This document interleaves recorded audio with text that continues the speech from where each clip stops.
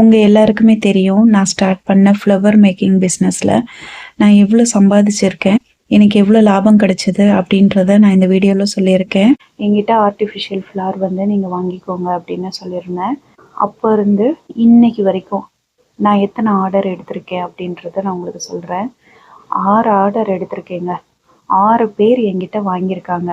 600 ரூபாய் நான் வந்து 100 பெட்டல்ஸ் வந்து கொடுக்குறேன். ஃபஸ்ட்டு 3 பேர்கிட்ட நான் ஷிப்பிங் சார்ஜ் வந்து வாங்கினேன். நான் ஷிப்பிங்னா நான் வந்து பொதுவாக இதுதான் என்னோட ஷிப்பிங் அமௌண்ட் அப்படின்லாம் முடிவு பண்ணலை. தமிழ்நாட்டில் எங்கே அனுப்புனாலும் 70 ருபீஸ் சார்ஜ் பண்ணுறாங்க கொரியர் ஆஃபீஸில். அதை தான் நான் வாங்கினேன். சென்னையில் நம்ம அனுப்புனோன்னா 40 ருபீஸ் வாங்குவாங்க. ஒரு பார்சல் பெங்களூருக்கு அனுப்பியிருக்கேன், அதுக்கு 90 ருபீஸ் வாங்கினாங்க. இப்போ அந்த ஃபஸ்ட்டு 3 ஆர்டரில் நான் ஷிப்பிங் அமௌண்ட் வாங்கிட்டு அவங்களுக்கு 600 ரூபாய்க்கு நான் பூ கொடுத்தேன். அடுத்த 3 ஆர்டருக்கு நான் ஷிப்பிங் அமௌண்ட் இல்லாமல் நான் பூவை வந்து சேல் பண்ணேன். ஏன் அப்படின்னா எனக்கு ஒரு ஆர்டர் கிடைக்கணும், கிடைச்சாலே அது பெரிய விஷயமா இருக்குது அப்படின்றதுனால இந்த ஷிப்பிங்கை நம்ம ஆட் பண்ண வேண்டாம். ஏன்னா இந்த 600 ரூபாயவே ரொம்ப பெருசாக நினைக்கிறாங்களே, அப்போது இதையும் நம்ம எக்ஸ்ட்ராவாக சொன்னோன்னா அவங்க வேண்டான்னு சொல்லிடுவாங்களோன்னு எனக்கு கொஞ்சம் பயம். அதனால் ஷிப்பிங் வேண்டான்ற மாதிரி நான் பண்ண ஆரம்பிச்சிட்டேன். இதில் பெங்களூருக்கு நான் வந்து பண்ணினதில் 600 ரூபாய்க்கு வந்து நான் பூ விற்றேன். ஆனால் எனக்கு 90 ரூபாய் வந்து ஷிப்பிங் போட்டாங்க. அப்போது நான் எவ்வளோ 510 ரூபாய் வந்து என் கைக்கு வந்து கேஷாக நிற்கும். இப்போ ஒரு 6 பேர் என்கிட்ட வாங்கியிருக்காங்க. அப்போ 3 ஆர்டரில் எனக்கு 600 ரூபாய் முழுசாக வந்துருச்சு. பேலன்ஸ் இருக்கிற 3 ஆர்டரில் எனக்கு ஷிப்பிங் அமௌண்ட்டு போக பேலன்ஸ் அமௌண்ட் வந்திருக்கு.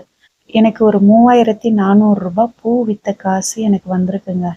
3400 ரூபாய்க்கு பூ விற்றுட்டேன்னா, அது இல்லாமல் ஆன்லைன் கிளாஸுன்னு ஒன்று இருக்குது பார்த்தீங்களா, அதை ஆரம்பித்தேன்.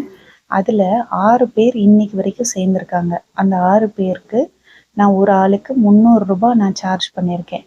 அப்போ அதுக்கு எவ்வளோ வருது? 1800 ரூபாய். அப்போ இந்த 3400ஓட 1800 ரூபாய் சேர்த்துக்கோங்க. இந்த பூ பிஸ்னஸில் வீட்டில் இருந்து நான் 5200 ரூபாய் சம்பாதிச்சிட்டேன். இன்னொரு விஷயம் உங்களுக்கு நான் சொல்கிறேன். கனடாவிலேருந்து ஒரு ஆர்டர் வந்திருக்குங்க. ஃபஸ்ட் டைம் வெளிநாட்டிலேருந்து ஒரு ஆர்டர் வந்திருக்கு. அவங்க 500 பெட்டல்ஸ் கேட்டிருக்காங்க. 500 பெட்டல்ஸ்க்கு 3000 ரூபாய்ங்க. 5200ஓட அந்த 3000 சேர்த்தோன்னா எவ்வளோன்னு பார்த்தீங்களா? 8200 ரூபாய் நான் சம்பாதிச்ச கணக்குக்கு இப்போதைக்கு இருக்குங்க. இந்த மாதம் முடியறதுக்கு இன்னும் ஒரு 10 நாள் தான் இருக்குது. நான் வந்து அடுத்த மாதத்துக்கான வாடகை, கரண்ட்டு பில், மெடிசனுக்குன்னு, அடுத்த மாதம் டெஸ்ட்டுக்குன்னு எல்லாத்துக்குமே நான் வந்து காசு சேர்க்கணும். ஆனால் இன்னும் என்னால் சேர்க்க முடியல. சைடு பிஸ்னஸாக வச்சுக்கலாமே தவிர மெயின் பிஸ்னஸாக நான் இப்போ பண்ணிகிட்ருக்கிறதுனால அதுவும் ஸ்டார்ட் பண்ண உடனே என்னோடய பிரச்சனையுமே அதோடு சேர்த்து நான் சரி பண்ணணும்னு நினைக்கிறேன் பார்த்தீங்களா? அதனால தான் எனக்கு இப்போ கஷ்டமாக இருக்குது. இதுவே இப்போ நம்ம ஹோம் மேக்கராக இருக்கோம், வீட்டில் இருக்கோம், சரி கொஞ்சம் இதையும் சைடில் பண்ணலாம் அப்படின்னு நினச்சா இந்த அமௌண்ட் ரொம்ப பெருசு தான். இது மாதிரி நீங்கள் பண்ணணும்னு ஆசைப்பட்டீங்கன்னா நிச்சயமாக நீங்கள் பண்ணலாங்க. இதில் இன்னொரு விஷயம் என்ன தெரியுமா? ஃபோம் ஷீட்டு எங்கேயுமே கிடைக்கலங்க. என்கிட்ட நிறைய பேர் வந்து ஃபோம் ஷீட் இருக்கான்னு கேட்குறாங்க. அந்த வீடியோலாம் பார்த்துட்டு ஃபோம் ஷீட் வந்து இந்தியாவில் இப்போதைக்கு சப்ளையே இல்லை அப்படின்னு சொல்கிறாங்க எல்லாரும். ஒருவேளை இருந்ததுன்னா அதை வந்து என்ன பண்ணிடுறாங்க, மொத்தமாக பல்காக வாங்கி வச்சுட்டு அவங்க பர்சனலாக யூஸ் பண்ணிக்க ஆரம்பிச்சிடுறாங்க. ஏன்னா நிறைய பேர் ஆர்டிஃபிஷியல் ஃப்ளவர்ஸ் இப்போ பண்ணிகிட்ருக்காங்கல்ல. என்ன மாதிரி ஒரு குட்டியாக ஒரு பிஸ்னஸ் பண்ணணும்னு நினச்சவங்க கொஞ்சம் கொஞ்சம் தான் வாங்க முடியும். ஒரு 1000 ரூபாய்க்கு வாங்க முடியும். அடுத்து மறுபடியும் அவங்களுக்கு வியாபாரம் ஆச்சுன்னா மறுபடியும் ஒரு 1000 ரூபாய்க்கு வாங்கலாம் அப்படின்னு நினைப்பாங்கல்ல. அந்த மாதிரி நான் நினைக்கிறப்போ சரி இப்போ நம்ம ஃபோம் ஷீட்டு நமக்கு தேவைப்படுது, நம்ம வந்து ஆர்டர் போடலாம் அப்படின்னு நான் நினச்சி நான் கேட்குறப்ப நேற்று எனக்கு அவங்க அனுப்பின ரிப்ளை தாங்க இது. இப்போதைக்கு சொல்ல முடியாது எப்போ வரும்னு, ஏன்னா சப்ளை எங்களுக்கே இன்னும் வரலை அப்படின்ற மாதிரி சொல்லியிருக்காங்க. எங்ககிட்ட ஃபோம் ஷீட்டு கிடைக்கும் அப்படின்னு வீடியோலாம் போடுவாங்க. நம்ம அவங்கக்கிட்ட போய் கேட்போம். அங்கே பார்த்தீங்கன்னா அவங்க எங்ககிட்ட ஆர்டிஃபிஷியலாக ஃப்ளவர்ஸ் இருக்குது, அதை வாங்கிக்கோங்க அப்படின்னு சொல்லுவாங்க. அது ஒரு மார்க்கெட்டிங் டெக்னிக். நிறைய பேர் அந்த மாதிரி தான் சொல்கிறாங்க. நானும் நிறைய கேட்டு கேட்டு பார்த்துட்டேன். இப்போது நான் இந்த பிஸ்னஸை கண்டினியூ பண்ணணும் அப்படின்னா எனக்கு ஃபோம் ஷீட் தேவைப்படுது. இப்போதைக்கு இருக்கிற ஸ்டாக் வரைக்கும் நான் சேல் பண்ணிக்கிட்டே இருக்கலாம். அதுக்குள்ளே எப்படியும் ஒரு 10 டேஸ்க்குள்ளே மறுபடியும் ஸ்டாக் வர்றதுக்கு வாய்ப்பு இருக்குது, நம்ம வாங்கிக்கலாம் அப்படின்னு நினச்சிட்ருக்கேன். நான் எழுந்து நான் அப்படி நடக்கிறது, கிச்சனில் போய் சமைக்கிறது, பையனை தொந்தரவு பண்ணாமல் நம்மளே நம்ம வேலைகளை பார்க்குறது அப்படின்றத நான் ரிஸ்க் எடுக்க எடுக்க ரொம்ப பெரிய கஷ்டமாயிருச்சு. ஆன்லைன் கிளாஸுக்கு நான் பூ வந்து எப்படி செய்கிறது அப்படின்றத நான் செஞ்சு வீடியோவாக ரெடி பண்ணி அதுக்கு வாய்ஸ் ஓவர் கொடுத்து தான் நான் வீடியோ அப்லோட் பண்ணிகிட்ருக்கேன். இப்போ யூடியூப்க்கும் நான் வீடியோ எடுத்து அதை நான் வந்து வாய்ஸ் ஓவர் கொடுத்து அப்லோட் பண்ணிகிட்ருக்கேன். அப்போது எல்லாமே எனக்கு வேலை தான். நான் பூவை கட் பண்ணி அதை பேக் பண்ணி அதை வந்து நம்ம சேல் பண்ணுறதுக்கு கொரியர் ஆஃபீஸ்க்கு பையன்கிட்ட கொடுத்து அனுப்பணும். இப்போ எல்லாமே எனக்கு வேலையாக இருக்கிறதுனால அதிகமான ரிஸ்க் எடுத்ததுனால எனக்கு இடுப்பு வந்து ரொம்ப முடியாமல் வலி அதிகமாக கொடுக்குதுங்க. என்ன சொல்கிறதுன்னு தெரியல. கொஞ்சம் பயமாக தான் இருக்குது. அதனால தான் நான் கொஞ்சம் இப்போ ரொம்ப கவனமாக அப்படியே கொஞ்சம் மைல்டாகவே வந்து உங்ககிட்ட பேசிகிட்ருக்கேன், ஃபோர்ஸ் கொடுக்காம. ஏன்னா நான் கொஞ்சம் அழுத்தம் கொடுத்தா கூட பெயின் அதிகமாகுது. எனக்கு அட்வைஸ் கொடுத்துருந்தாங்க, நீ ரொம்ப ரிஸ்க் எடுக்காதம்மா, 1 மாதம் ரெஸ்ட் எடுத்துக்கோமா, தேவையில்லாமல் ரிஸ்க் எடுத்தால் பிரச்சனை ஆயிரும் அப்படின்னு எனக்கு கொடுத்துருந்தாங்க. நான் அவங்க பேச்சை கேட்கலன்றது கண்டிப்பாக கிடையாது. எனக்கு அது தெரிஞ்சுது. ஆனால் வழி இல்லைங்க. நான் சம்பாதிக்கணுமேன்ற ஒரு கட்டாயத்தில் தான் இதெல்லாம் பண்ண வேண்டியதாக போச்சு. இந்த ஃப்ளவர் மேக்கிங் கூட நமக்கு டைம் கிடைக்கிறப்பெல்லாம் பண்ணிக்கலாம் அப்படின்றதுனால தான் இதை செலக்ட் பண்ணேன். நான் வந்து ஒரு இடத்துல வேலை பார்த்துட்டு இருந்தேன்ல லாஸ்ட் டைம், அவங்கக்கிட்ட கேட்டுக்கிட்டு தான் இருக்கேன். எனக்கு எப்படியாவது கொடுத்துருங்க சார், அதை தான் நான் நம்பியிருக்கேன். எனக்கு வேலை இல்லாததுனால அடுத்த மாதத்தை சமாளிக்கணும், இப்படிப்பட்ட கமிட்மெண்ட்ஸ் எல்லாம் இருக்குது அப்படின்னு சொல்லியிருக்கேன். கண்டிப்பாக நாங்கள் கொடுக்குறோம்மா, கொஞ்சம் வெயிட் பண்ணுங்கள், உங்கள் உடம்பு சரி பண்ணுங்கள் அப்படின்றாங்க. அதுக்கு காரணம் அவங்களுக்கு என் மேலே நம்பிக்கை இல்லை, நான் ஒர்க் பண்ணுவேன் அப்படின்னு. தொடர்ந்து என்னால் லேப்டாப்பை இப்படியும் மடியில் வச்சுட்டு என்னால் வேலையும் செய்ய முடியாதுன்னு நினைக்கிறேன். ஏன்னா என் கண்டிஷன் அந்த மாதிரி தான் இருக்குது. நான் வேணா வீடியோவில் பாருங்கள் நான் எப்படி ஆக்டிவாக இருக்கேன், பாருங்கள் நான் எப்படி போய் கிச்சனில் போய் சமைக்கிறேன் அப்படி நான் காட்டலாம். அதுக்கு பின்னால் ரொம்ப மோசமான ரிஸ்க் எடுக்க ஆரம்பிச்சிடுறேன்னா அது எனக்கு அதிகப்படியான பிரச்சனை கொடுத்துக்கிட்டே இருக்குது.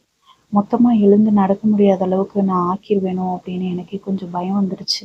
அதனால தான் நேற்று இன்றைக்கெல்லாம் சமைக்கிறப்போ காலையில் மதியத்துக்குன்னு 2 வேளைக்கு சாதத்தையே வச்சுக்கிற மாதிரி சமைச்சிட்டேன். பிள்ளைங்களை நான் எந்த விதத்துலேயுமே தொந்தரவு பண்ணுறது இல்லைங்க. இப்போ என்னை உருக்கி தான் நான் அவங்கள வளர்த்துட்ருக்கேன். எல்லாருமே பேரண்ட்ஸ் எல்லாம் தானே செய்வாங்க. டாக்டர்கிட்ட போகலான்னு நினச்சேன். அதுக்குள்ளே எனக்கு இன்னும் உடம்புல நிறைய பிரச்சனைகள் வந்தது. அதனால் அடுத்த வாரம் போய்க்கலாம் அப்படின்னு நினச்சிட்டேங்க. நாங்கள் பொங்கல்லாம் கொண்டாடலை, எப்பவும் போல தான் இருந்தோம். ஒரு சின்ன சேஞ்சஸ் கூட கிடையாது. ரெகுலர் லைஃப்பை அப்படியே வாழ்ந்துட்டு இருந்தோம். அந்த பொங்கல் நாட்களில் நான் நினச்சது ஒன்று தான், யாராவது ஒரு ஆர்டர் எடுக்க மாட்டாங்களா, நமக்கு ஏதாவது ஆர்டர் வந்துடாதா அப்படின்னு ரொம்ப எதிர்பார்த்தேன். ஒரு ஆர்டர் வந்துருச்சுன்னு வச்சுக்கோங்க, யாராவது ஒருத்தர் ஆன்லைன் கிளாஸில் ஜாயின் பண்ணிட்டாங்கன்னு வச்சுக்கோங்களேன், அவ்வளோ சந்தோஷமாக இருக்கும். இந்த வழிகள்லாம் தாண்டி எனக்கு ஒரு ஆர்டர் வந்துருச்சு அப்படின்ற அளவுக்கு, அதுக்கு நம்ம பூ கட் பண்ணணும் அப்படின்ற அளவுக்கு ரொம்ப ஆசையாக அந்த விஷயங்களெல்லாம் செய்வேன். பொங்கலுக்கு யாரும் பெருசாக லாங் வீடியோலாம் பார்க்க மாட்டாங்க. அதனால தான் 3 நாள் லாங் வீடியோ போடலை. அப்போல்லாம் நான் ரொம்ப ஃபீல் பண்ணேன், நமக்கு வந்து லாங் வீடியோ போட்டால் தானே ஏதாவது பேமெண்ட்டாவது ஆட் ஆகும், அப்படியே நிற்கிதே என்ன பண்ணுறது அப்படின்னு அதுவும் ஒரு கவலை. இன்றைக்கி நான் பேசுகிறேன், இந்த வீடியோ நான் அப்லோட் பண்ணுறேன். இன்றைக்கும் ஒருவேளை வீடியோ வியூஸ் போகுமோ, எல்லாருமே ஊர்லேருந்து வந்திருப்பாங்களே, பார்ப்பாங்களா அப்படின்ற மாதிரி இருக்கேன். ஏன்னா எல்லாமே எனக்கு முக்கியம்.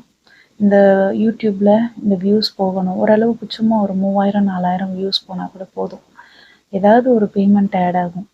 அந்த மாதிரி ஆட் ஆச்சுன்னா நமக்கு யூடியூப்லேருந்து ஏதாவது இன்கம் வந்துடாதா? இந்த மாதம் 30ஆம் தேதிக்குள்ளே டார்கெட் முடிக்கணுமே, அது கண்டிப்பாக முடியுமான்னு தெரியல.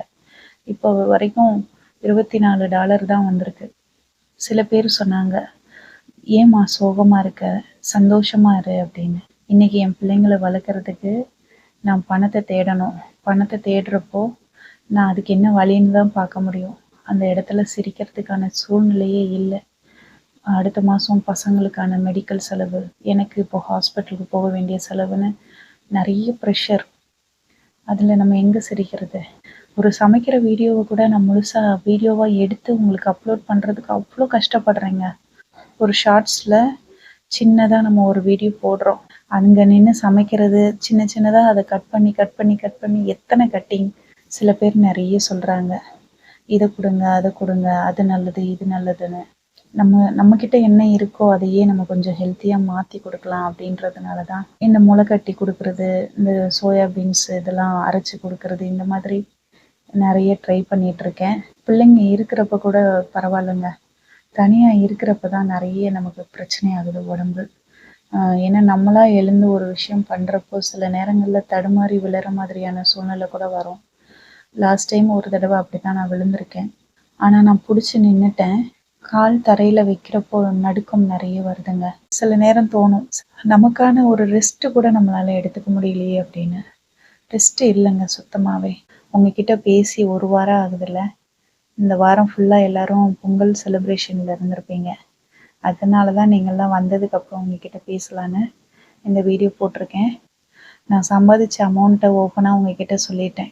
இதுக்கப்புறம் ஆன்லைன் கிளாஸில் யாராவது சேரணும்னு ஆசைப்பட்டீங்கன்னா 300 ருபீஸ் நான் வாங்குகிறேன். சேர விருப்பம் இருக்கிறவங்க சேர்ந்துக்கோங்க. பெட்டல்ஸ் யாருக்காவது தேவைப்பட்டதுன்னா கூட சொல்லுங்கள். 600 ரூபாய்க்கு 100 பெட்டல்ஸும் 100 ஸ்டெம்மும் கொடுக்குறேங்க. நான் ரேட்டெல்லாம் சொல்லிட்டேன். ஏன்னா நீங்கள் ரேட்டு சொல்லாமல் நீங்கள் வாட்ஸ்அப்பில் மெசேஜ் பண்ணுங்கள், அதுக்கப்புறம் நான் சொல்கிறேன் அப்படின்னு நான் ஏன் சொல்கிறதில்ல அப்படின்னா, அந்த ரேட்டு தெரிஞ்சே நீங்கள் எனக்கு வாட்ஸ்அப்பில் நீங்கள் மெசேஜ் பண்ணி கேட்டிங்கன்னா வாங்கணும்னு விருப்பம் இருக்கிறவங்க தானே வருவாங்க அப்படின்னு நான் நினச்சேன். ஆனால் நிறைய பேர் கேட்டாங்க. ஒருத்தருக்கு ஆசை இருந்திருக்கும், வாங்கலான்னு தோணியிருக்கோம், பணம் பிரச்சனையாக இருந்திருக்கலாம், இல்லைன்னா ஒரு விலை அதிகமாக தோணியிருக்கலாம் விலை, இது மாதிரி ஏதாவது ஒரு ரீசன் இருந்திருக்கலாம். ஆனாலும் ஒரு எதிர்பார்ப்போட டெய்லி மெசேஜ் பார்ப்பேன். யாருக்காவது வாங்க விருப்பம் இருந்து பே பண்ணிவிட்டு அட்ரஸ் அனுப்பியிருக்காங்களா அப்படின்ற மாதிரி ஏதாவது எதிர்பார்ப்போடு பார்ப்பேன். 8200 ரூபாய் நான் சம்பாதிச்சிருக்கேன் அப்படின்னா அது நல்ல விஷயம் தானேங்க. ஆனால் இதில் என்னோடய முதல்ல நான் எடுத்து வைக்கணும்ல. என் முதல்ல நான் எடுத்து வச்சிட்டேன்னா பேலன்ஸ் இருக்கிற அமௌண்ட்டு தான் நான் என்னோடய உழைப்பு. இந்த உழைப்பில் இருந்து மறுபடியும் நான் ஐவரி ஷீட்டுக்கு நான் அமௌண்ட்டு போடணும். இதுதான் ஸ்மால் பிஸ்னஸ் பண்ணுறவங்களோட பிரச்சனை. நான் இன்றைக்கி ரொம்ப அதிகமான நேரம் பேசியிருக்கேன். ஒரு வாரம் உங்ககிட்ட பேசாததுனால தான். டாக்டர் எதுக்கெல்லாம் அட்வைஸ் கொடுக்கவே இல்லை, இவ்வளோ ரிஸ்க் எடுங்க அப்படின்னு. நானாக தான் இவ்வளோ ரிஸ்க் எடுத்திருக்கேன். போகணும்னு நினச்சி இன்னும் போகலை. டாக்டரை பார்க்குறதுக்கும் போகணும். பசங்களுக்கெல்லாம் பார்த்துட்டு கூட போகலாம் அப்படின்னு நினச்சிட்ருக்கேன். மெம்பர்ஷிப்பில் ஜாயின் பண்ணியிருக்கிறவங்க, சூப்பர் தேங்க்ஸ் பண்ணினவங்க, ப்ரே பண்ணவங்க, சப்ஸ்கிரைப் பண்ணவங்க, லைக் பண்ணவங்க, கமெண்ட் பண்ணவங்க, ஹெல்ப் பண்ணவங்க எல்லாருக்குமே ரொம்ப ரொம்ப நன்றிங்க. அந்த வீடியோ பிடிச்சிருந்ததுனாலும் மறக்காமல் லைக் பண்ணிக்கோங்க. நன்றி, வணக்கம்.